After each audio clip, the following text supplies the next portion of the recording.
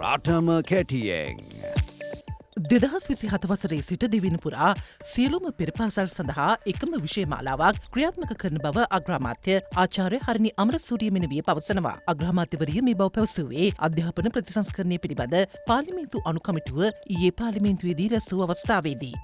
ජාතික ආරක්ෂාවට ප්‍රමුඛත්වය ලබා දෙමින් කට්නායක බණ්ඩාරනායක ජාත්‍යන්තර ගුවන් තොටුපොළේ ආරක්ෂක විධිවිධාන වැඩිකිරීම සම්බන්ධයෙන් වූ සාකච්ඡාවක් අද වරාය හා ගුවන් සේවා නියෝජ්‍ය අමාත්‍ය ජනිත්රුවන් කුඩිතුවක්කු මහතාගේ සහ ආරක්ෂක ලේකම් විශ්‍රාමික එයා වයිස් මාෂල් සම්පත් තුයකොන්තා මහතාගේ ප්‍රධානත්වයෙන් පැවැත්වුණා.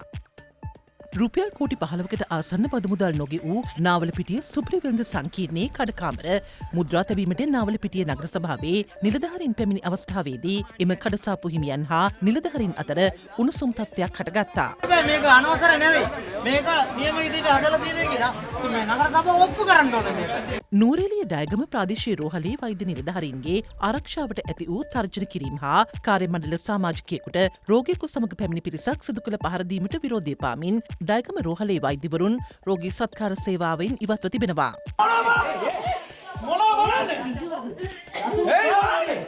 වෛද්‍යවරුන්ගේ හා කාර්ය මණ්ඩලයේ ආරක්ෂාව තහවුරු කරන තෙක් එම රෝහලේ සේවාවන් වලින් ඉවත්වීමට වෛද්‍යවරුන් පියවරගෙන ඇති බවයි රජයේ වෛද්‍යවරුන්ගේ සංගමය පවසන්නේ.